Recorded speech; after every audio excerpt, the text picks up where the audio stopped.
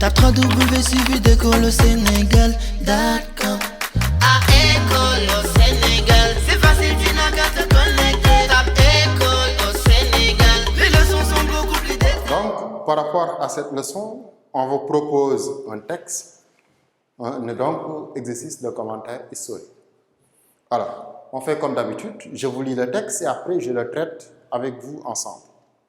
Texte. La France qui colonise va organiser l'exploitation pour son avantage, sans doute, mais aussi pour l'avantage général du monde. De ces ressources que les races autochtones de ces territoires arriérés ne pouvaient à elles seules ou ne savaient pas mettre en valeur, et dont le profit était ainsi perdu pour elles comme pour la collectivité. L'expansion coloniale est conçue pour l'avantage et le bien des deux parties. Il n'y a plus d'spoliation d'une race par une autre, mais association.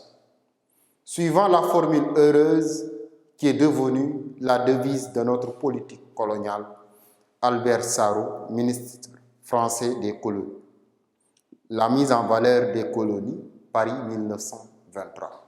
Donc ici, nous avons un texte tiré de l'ouvrage d'Albert Sarraut, qui était un ministre français des colonies. Si vous allez à Dakar, ici, il y a une rue qui est nommée rue ou avenue Albert Sarraut, à côté des places de l'indépendance. Livre intitulé La mise en valeur des colonies, publié à Paris en 1923. Alors, première question. Donnez un titre au texte et définissez les systèmes coloniaux. C'est la première question. Deuxième question. À partir du texte, identifiez le système d'administration de la métropole en question et comparez-le à d'autres. Troisième question. Quelle est la différence entre colonie et protectorat? Et 4. Expliquez le passage souligné du texte en montrant une idéologie sur laquelle est fondé le système colonial. Voilà donc les questions autour desquelles nous devrons répondre. Alors, réponse aux questions. Réponse aux questions.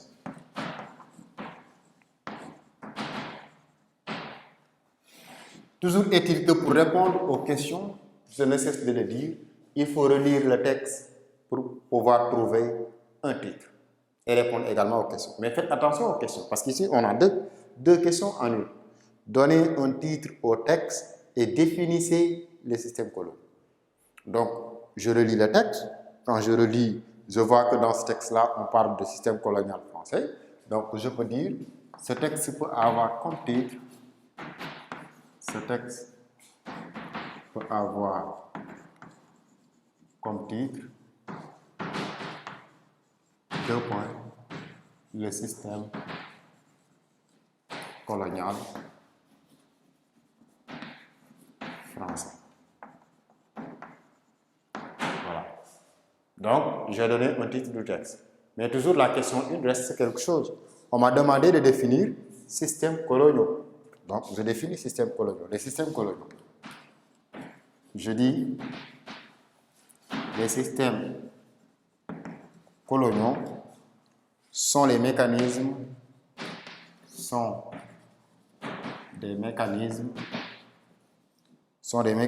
mis en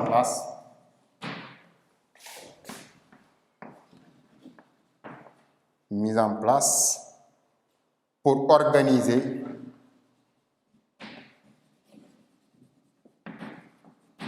administrer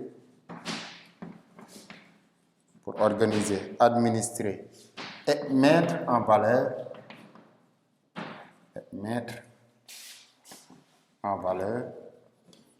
les colonies africaines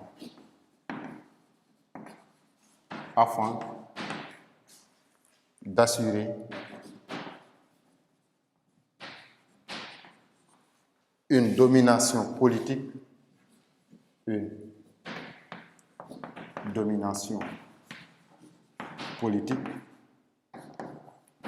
culturelle et économique. Voilà. Donc, sur le plan de la définition, il y a les systèmes qui sont mis en place, les mécanismes qui sont mis en place, bien sûr, par la métropole ou par les métropoles. Et l'objectif, c'était d'organiser, d'administrer et de mettre en valeur des colonies africaines afin d'assurer une domination politique, culturelle et économique de ces territoires-là. Donc voilà la première question. Et pour la deuxième question, nous avons à partir du texte identifié le système d'administration de la métropole en question et comparé-le à d'autres. Donc, dans ce texte, il s'agit d'une administration directe. Donc, une administration directe, puisque nous avons dit que le texte peut avoir comme titre le système colonial français, et on sait que le système colonial français appliquait une administration directe. Maintenant, cette administration directe peut être comparée,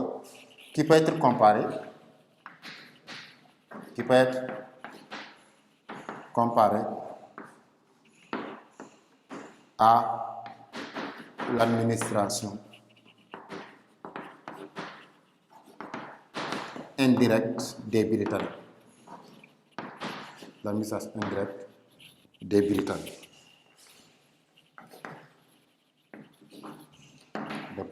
C'est-à-dire que pour l'administration directe,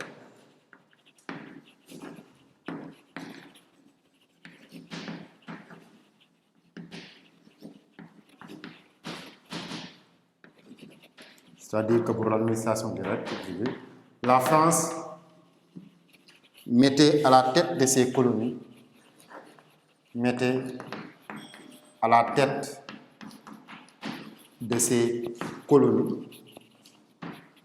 des gouverneurs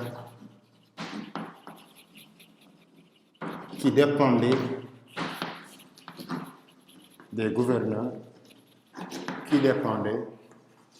du ministère des colonies. Alors que pour l'administration indirecte,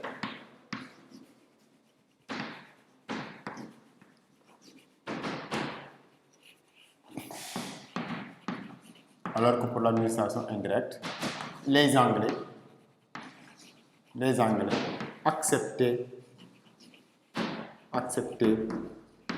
des gouvernements mis en place par les autochtones.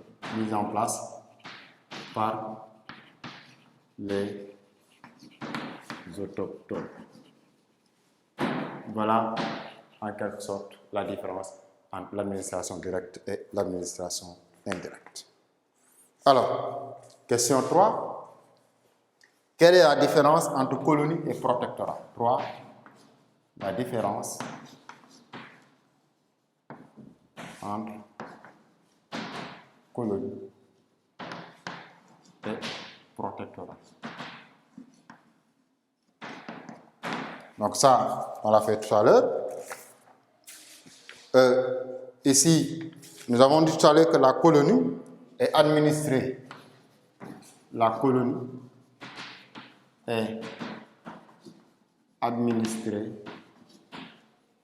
Par un gouverneur.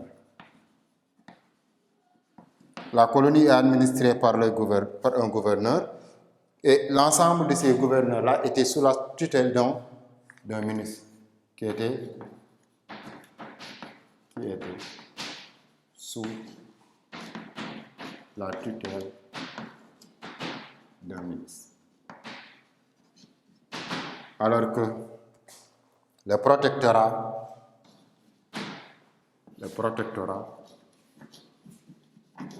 dépendait du ministère de l'Intérieur,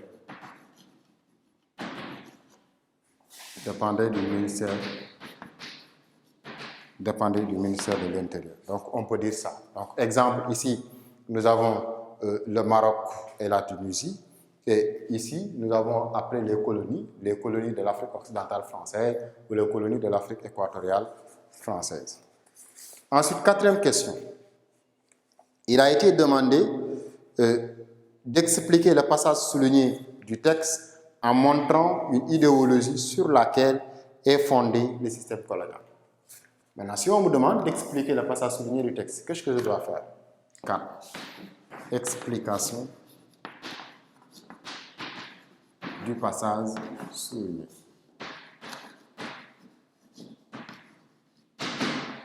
Je dois retourner au texte et plus particulièrement retourner au passage qui a été souligné. Le passage, c'est quoi? Je le relis. La France qui colonise va organiser l'exploitation pour son avantage, sans doute. Un élément important que vous devrez souligner, pour son avantage, sans doute. Mais aussi pour l'avantage général du monde, un autre élément important. De ces ressources que les races autochtones de ces territoires auraient retrouvées à elles seules ou ne savaient pas mettre en valeur, nous avons mis ressources, nous avons également mis en valeur. Et dont le profit était ainsi perdu pour elles comme pour la collectivité. Ça veut dire quoi? Ça veut dire tout simplement qu'ici, dans ce passage, on sent que après la révolution industrielle,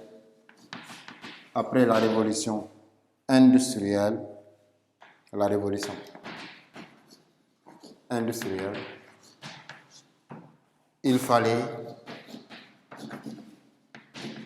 que les puissances européennes entrent dans une phase de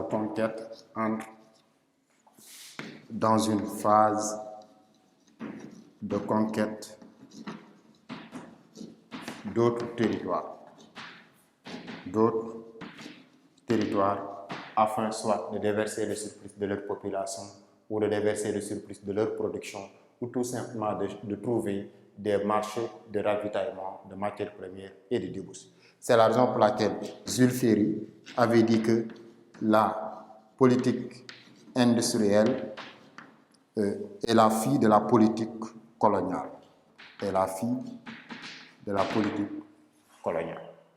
Sur le plan idéologique, l'idéologie était fondée sur une nécessité économique. Cela veut dire l'idéologie sur laquelle reposait le système colonial ou le fait que les Français, les Anglais ou autres allaient chercher en Afrique des colonies. C'était tout simplement une idéologie économique, dans le but d'exploiter et de contrôler des territoires à l'étranger. Voilà, chers élèves, ce qu'il fallait répondre pour ces questions-là, qui étaient au nombre de 4 par rapport à notre exercice. Je vous remercie et à la prochaine.